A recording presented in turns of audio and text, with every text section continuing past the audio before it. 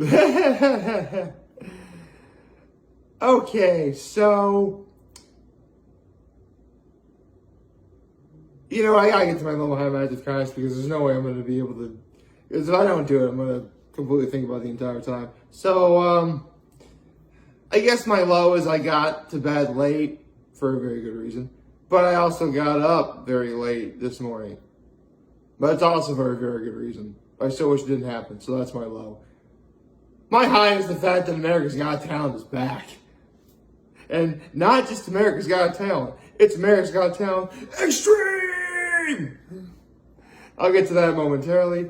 And my act of kindness was I actually did a couple things for my grandmother yesterday. It was very nice. So, good morning. Happy Tuesday, everyone. And man, am I glad to see America's Got Talent is back. I mean, this isn't just America's, I said it was extreme. Yeah, you gotta say it like that, otherwise it doesn't work. So, believe it or not, a few years ago, both Simon Cowell and Terry Crews were thinking, wouldn't it be great if we actually had acts that, stunt bikes and all sorts of crazy stuff that you can't do indoors. Well, that's what this show is. And they got pro wrestling champion Nikki Bella and Nitro Circus genius Travis Pastrana as judges as well. And this show is absolutely phenomenal. I mean, the opening episode was like 2 hours. I'm like, man, I was so tired, but it was worth it. It was so worth it. Don't get me wrong, I feel like, I feel really tired right now, but man, this was really good. This is some of the best entertainment I've seen in a long time.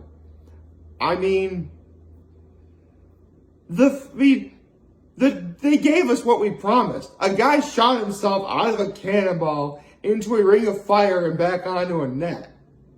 Do you have any idea how much precision, math, dedication, hard work, training, all it does to take for something to make something like that happen? And you gotta remember, pretty much all of these stunts, with the exception of one I've seen so far, is extremely dangerous. If you're not a professional, this will kill someone if you're not careful.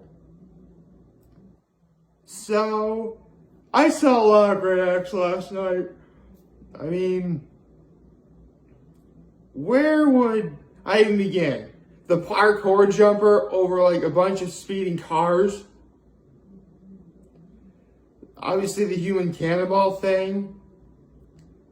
And we got not one but two golden buzzers last night. So I think I'll get into the first golden buzzer, which was Simon's golden buzzer, where and this is the one act I didn't think was extremely dangerous, but it did take a lot of professional work to get it done. Where it's basically Aero Verga, which is these four guys. Three of them majored in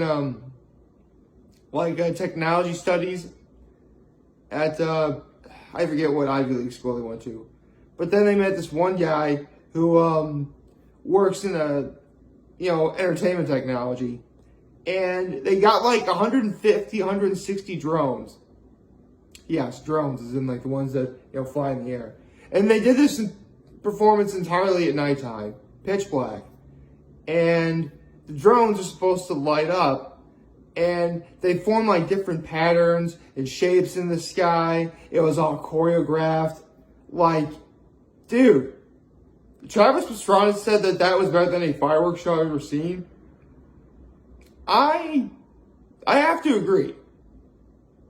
I mean, as someone who actually has launched fireworks himself, it really is nothing like a good fireworks show. But in terms of light shows, it's the best light show I've ever seen. Hands down. Hands down. I mean, at the very end of I kind of knew they were going to move on because like at the very end of that performance, all the drones formed a shape of the United States of America, and then they formed the AGT logo, which is honestly really cool. But I think what makes this extreme is like there's so much intricate detail involved in making this happen. I mean, Errol Verga said it themselves. It took them 5 years to be able to do this. That speaks volumes on all the dedication they put into it.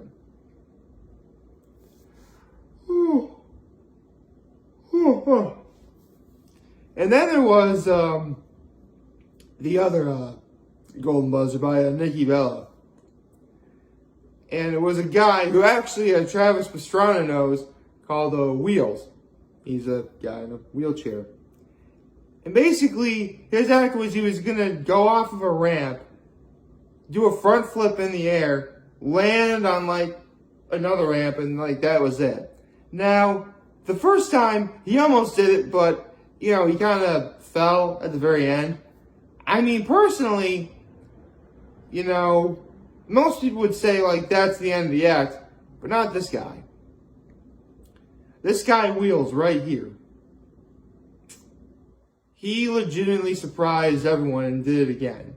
And he nailed it. Like, seriously, Simon Cowell said that this guy has every chance of winning the whole thing. And, like, this is Nikki Bella's, like, definition of, like, an America's Got Talent extreme champion. Where it's all about pushing limits, the desire to never give up, keep pushing boundaries, you know, think about what you could do to make it better. Or in this case, you know, correct the problem. Because remember, he didn't do it right the first time, but he did it again. That is absolutely awe-inspiring. Like, yeah, he deserved the Golden Buzzer, for sure. I mean, I really thought, it does kind of bother me a little bit that America's Got Talent, the champions, didn't come back, but I think they used up all the champions in 2 seasons. So this is a good substitute, a very good substitute. And, you know, we got, I don't know how long this show is going to last. I'm pretty sure it's probably going to last through, like, at least throughout March.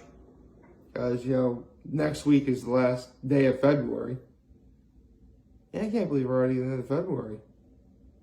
Shoot. I mean, we are in the last quarter of February. That's amazing. I should probably get my arc thoughts done soon, shouldn't I? I'll have to get that part done. But for now, let's see who's on this week's episode of Hot Ones. Because I actually don't know the answer to this. Alright, let's see. Go to First Week Feast Instagram for the deets. My gosh, I'm old. I just refer to details as deets. Does anyone even do that anymore? What is my life becoming? Alright, let's see here.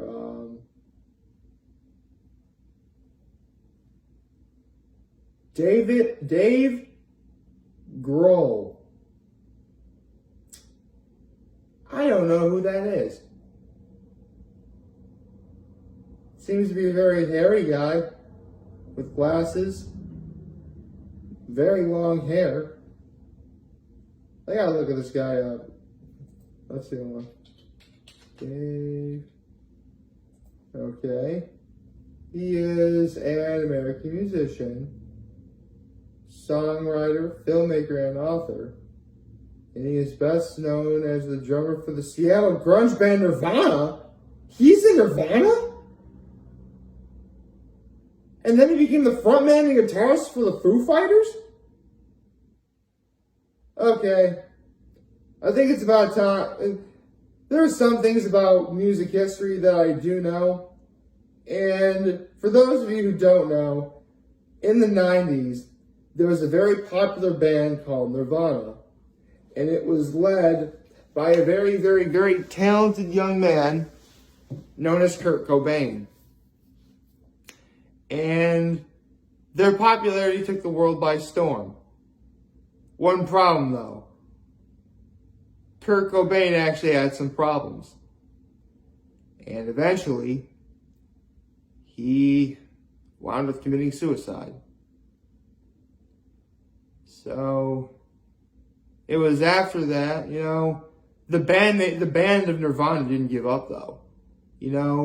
Like a phoenix that rises from the ashes, they became the Foo Fighters. And they haven't looked back. And, now they're like one of the most famous bands in the world. To be perfectly honest, I don't know a single song that the Foo Fighters do. Yeah, I'm going to look that up too. Hold on. Watch. I'm probably going to get I'm going to look up Foo Fighters songs, and there'll be a whole bunch I know, but hold on. Foo Fighters songs. Okay.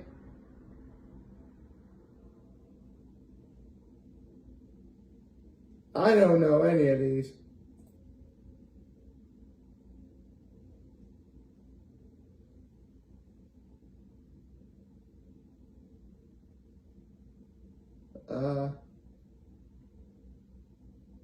No. I don't know a single one of these songs. Listen, I said I know a little bit about music history. I didn't say anything. I said a little, not a grand amount of it. Although, speaking of which, that actually does remind me. Hold on a second. Let me just look up one last thing before I actually say this. Hold on.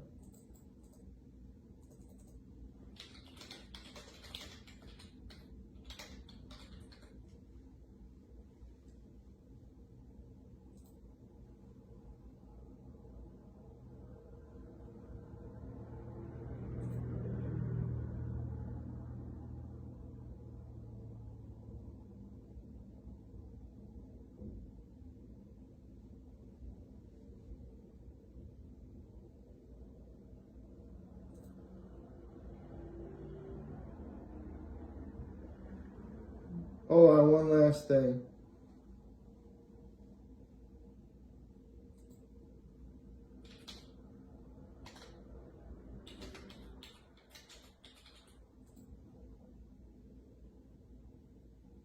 Okay.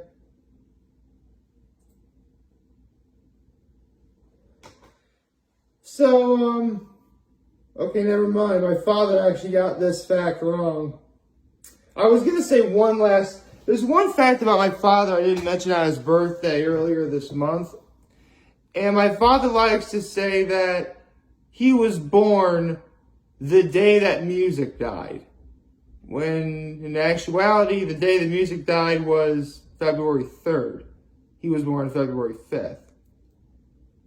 I said I know some things about music history, and this is one of them. See, the day the music died was the day that Buddy Holly, Richie Valens, and J.P. the Big Bopper Richardson all died in a plane crash. All three of these gentlemen were among the best singers of that era. And they all got on a plane that had crashed and had died. It was a sad day for music everywhere. And the reason why they got on that plane is, because you have to remember, this is in the 1950s. Technology isn't like what we have now, where we have automobiles that drive much faster and through better traffic, planes that obviously fly faster. They didn't have that stuff back then. Back then, to get from place to place, they had to get on a sort of a rundown old sort of not very good bus. or planes that were efficient, but they're not as efficient as they were today. And in this case, they were traveling from like Minnesota to like somewhere. Basically, there was like a lot of snow. And they obviously knew being on the bus was going to be incredibly, long. So they're like, let's get on this plane. Needless to say that the pilot really wasn't up to par with what was going on. And there's a lot of things about the day the music died that are just so, like, sad. Seriously, even now, more and more people are learning about. But, yeah.